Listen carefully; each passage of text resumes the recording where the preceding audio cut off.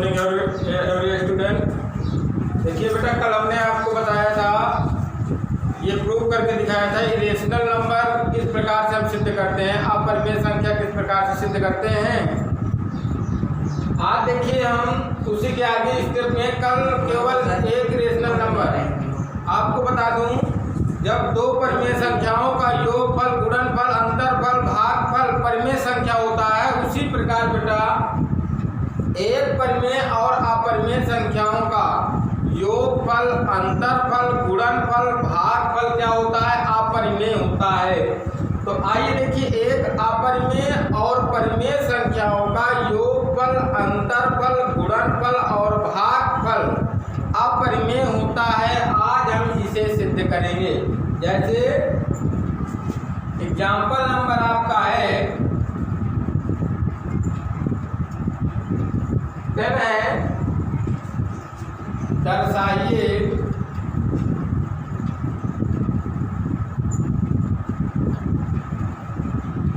कि 5 माइनस √3 एक अपरिमेय संख्या है।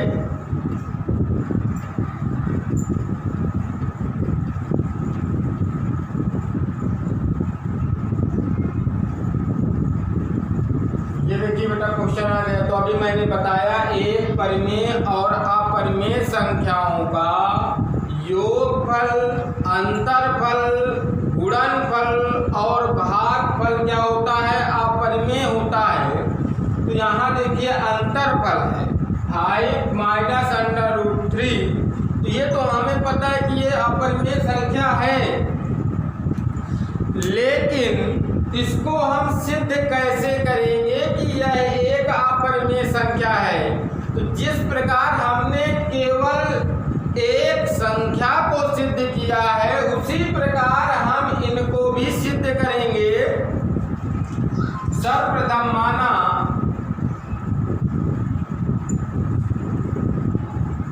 (5 माइनस √3) एक परिमेय संख्या है।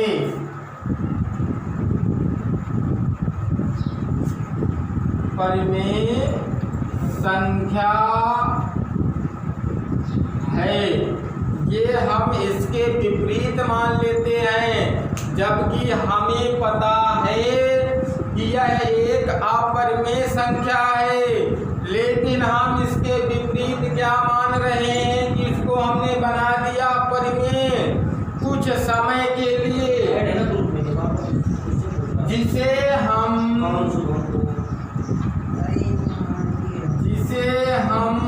a/b के रूप में व्यक्त कर सकते हैं।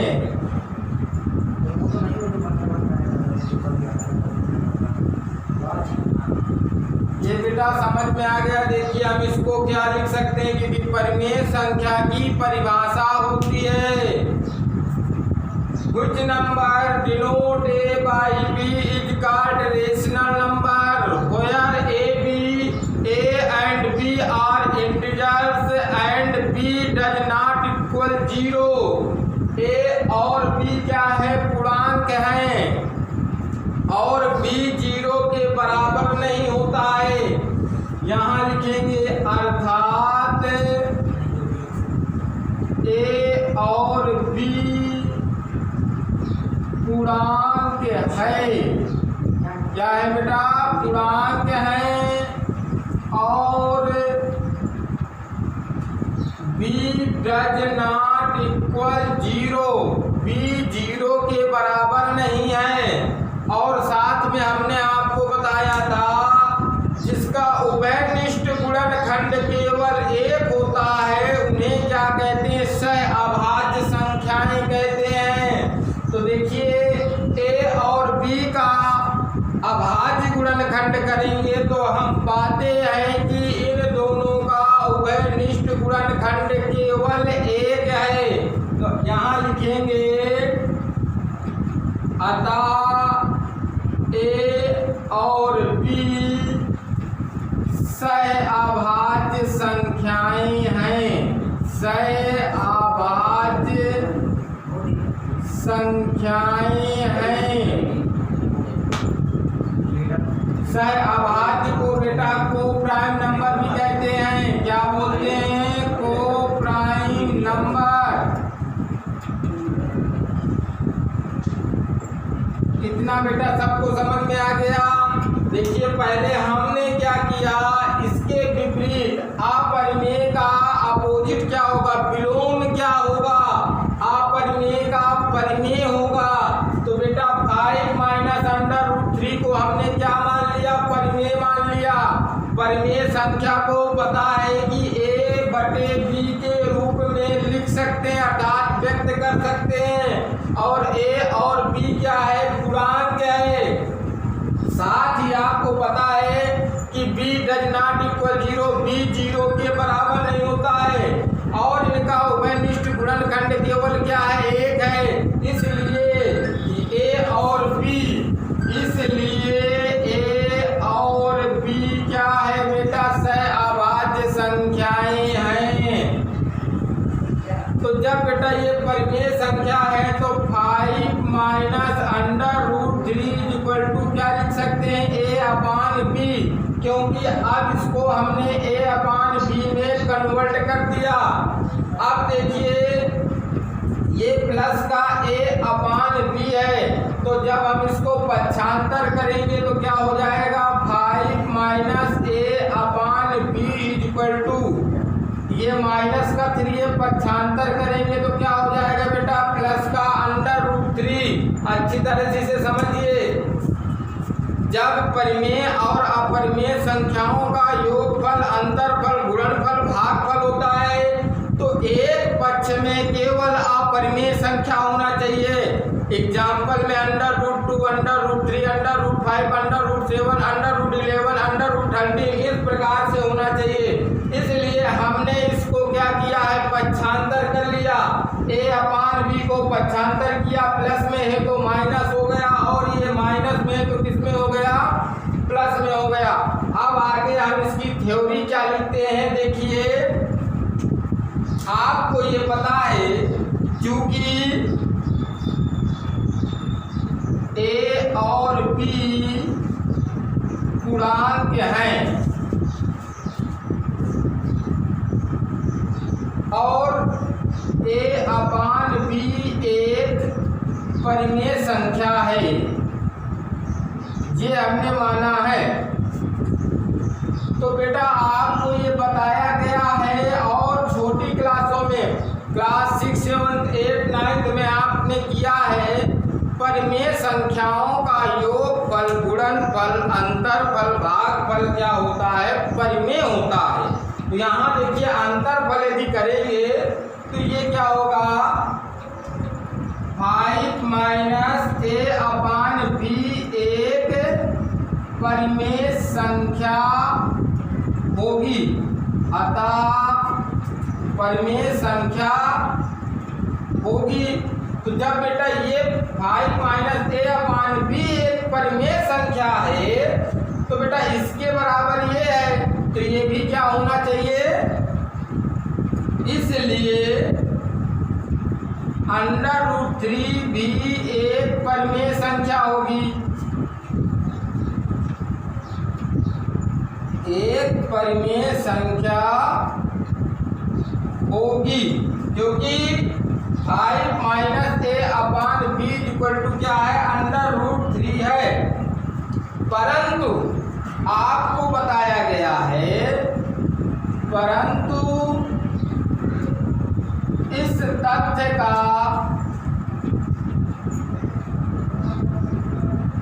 विरोधाभास प्राप्त होता है।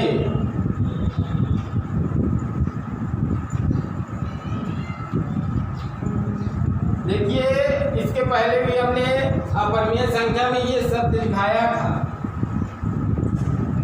ये विरोधाभास का मतलब होता है कि ये विरोध कर रहा है। नहीं, मैं अंडर रूट 3 परिमेय संख्या नहीं हूँ, अपरिमेय संख्या हूँ, ये मुझे सिद्ध कर चुके हैं। इसलिए हमने जो ये तथ्य लिख दिया, ये कुछ परिणाम लिखे हैं, तो ये इसका विरोध कर रहे हैं। इसलिए इस तथ्य का विरोधाभास प्राप्त होता है कि √3 एक अपरिमेय संख्या है। क्या है बेटा? अपरिमेय संख्या है। अब हम आगे लिखेंगे, हमें यह विरोधाभास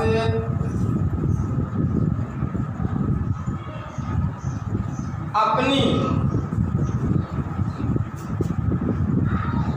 गलत कल्पना के कारण प्राप्त हुआ है। ये जो हमने कल्पना किया था कि ये एक परिमेय संख्या है, तो ये विरोधाभास अपनी गलती, मतलब जो हमने गलती से इसको मान लिया था, इसके कारण हमें ये प्राप्त हुआ। ठीक है कि 5 माइनस √3 एक परिमेय संख्या है। यही तो हमने गलती से मान लिया था, जबकि यहाँ ये प्रूव कर दिया कि √3 एक परिमेय संख्या है। तो बेटा जब ये हमने अपनी गलती से माना है, गलत कल्पना के कारण प्राप्त हुआ है कि 5 माइनस √3 एक परिमेय संख्या है, अतः हम निष्कर्ष निकालते हैं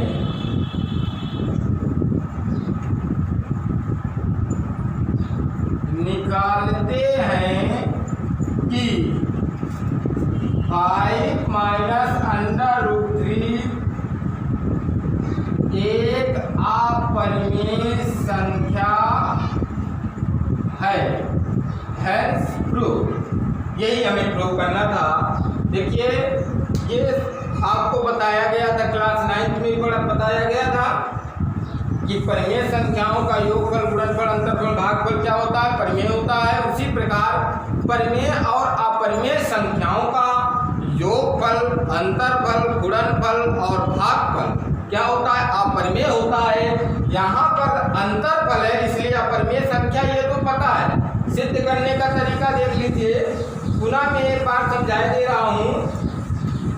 ये अपरिमेय संख्या है, लेकिन हमें इसके विपरीत मान लेना। विपरीत का मतलब होता है अपोजिट। अपोजिट तो अपरिमेय का अपोजिट क्या होगा? परिमेय होगा। तो इसको हमने 5 माइनस √3 को क्या मान लिया? परिमेय संख्या मान लिया। जब परिमेय संख्या तो इसको हम व्यक्त कैसे करेंगे? a/b के रूप में व्यक्त करेंगे। और a और b क्या है? पूर्णांक है। जहाँ b डज नॉट इक्वल 0, मतलब b 0 नहीं होना चाहिए। 0 हो जाएगा तो इनफाइनाइट हो जाएगा ये। जबकि a 0 है तो परिमेय संख्या रेशनल नंबर है, बट यदि b 0 हो जाता है तो क्या हो जाएगा? ये आपका इनफाइनाइट हो जाएगा। इसलिए हर परिमेय संख्या की डिफिनीशन में यही दिखा दिया जाता है कि हर जो है 0 के बराबर नहीं होगा। तो बेटा यहाँ पर परिमेय संख्या से प्राप्त होता है कि a और b सहवास संख्या है। क्यों? क्योंकि उनका उभयनिष्ठ गुणनखंड केवल एक ही है। करके देख सकते हो, a = 1 × a, b = 1 × b। उभयनिष्ठ गुणनखंड क्या है? केवल एक। और एक्सरसाइज 1 में 1 के पहले एग्जाम्पल भी बताया गया है। तो बेटा हम इसको देखिए, 5 माइनस √3 को a/b के रूप में लिख सकते हैं। जब हम इसको लिख सकते हैं तो हमारा टारगेट जो है कन्वर्ट करना, पक्षांतर करना। पक्षांतर करने का तरीका मैंने बताया कि केवल एक पक्ष में केवल क्या होना चाहिए? अपरिमेय संख्या होना चाहिए। √2, √3, √5, √7 जो भी नंबर है वो केवल एक पक्ष में होना चाहिए। शेष जो पूर्णांक है वो एक पक्ष में होना चाहिए। a और b के साथ में होना चाहिए। जैसे यहाँ पर देखिए a और b के साथ में आया 5, क्योंकि प्लस का था, पक्षांतर किया माइनस के, माइनस है तो प्लस में हो गया। तो a और b पूर्णांक है, तो a/b एक परिमेय संख्या, तो ये भी संख्या होगी, क्योंकि इन दोनों का अंतरफल क्या होता है? एक परिमेय संख्या होता है। तो जब ये इसके बराबर है तो ये भी एक परिमेय संख्या हो जाएगी, जबकि हमने इसके पहले ये सिद्ध कर चुके हैं कि √3 एक अपरिमेय संख्या है, इसीलिए मैंने यहाँ लिखा दिया। परंतु इससे इस तथ्य का विरोधाभास प्राप्त होता है, विरोधाभास प्राप्त होता है या होता है कि √3 एक अपरिमेय संख्या है, परिमेय नहीं है। तो इसीलिए बेटा हमने यहाँ लिखा √3 एक क्या है, अपरिमेय संख्या है। हमें यह विरोधाभास अपनी गलत कल्पना के कारण प्राप्त हुआ है, जो हमने गलत कल्पना कर लिया है कि 5 - √3 एक परिमेय संख्या है। अतः हम निष्कर्ष निकालते हैं कि 5 - √3 एक अपरिमेय संख्या है। बेटा इतना ही एग्जाम में आपको करना होगा। बहुत से टीचर आपको बताएंगे, यदि मान लीजिए कॉलेज में, विद्यालय में, कहीं भी है, आप लोगों को अलग अलग टीचर अपने अलग मैटर से बताते हैं, तो इस सवाल को इतना लांग बता देते हैं कि बच्चे नहीं कर पाते हैं, क्योंकि वो पुनः फर्स्ट मेथड को अपनाकर पुनः इस विधि को आगे करते हैं, दोनों बच्चों का वर्क करने पर फिर उसे सॉल्व करते हैं। वो ऐसा नहीं करना है, ऐसा तभी करना है तब केवल एक संख्या हो, जैसे √2, √3 ऐसी कोई संख्या है, तभी हम दोनों बच्चों का वर्क कराते हैं और पुनः उसको सॉल्व करके हम उसमें दिखाते हैं कि ए और बी 1 से डिवाइड हो रहा है। तो उसमें हम दो कंडीशन में ये दिखाते हैं कि 1 से नहीं, जबकि अदर दूसरी संख्याओं से भी विभाजित हो जाता है। तो बेटा जैसे मैं बता रहा हूँ आप लोग ऐसे ही करना है, इसकी प्रैक्टिस करिए आप लोग। और इस प्रकार से आप लोगों को देखिए होमवर्क में एक्सरसाइज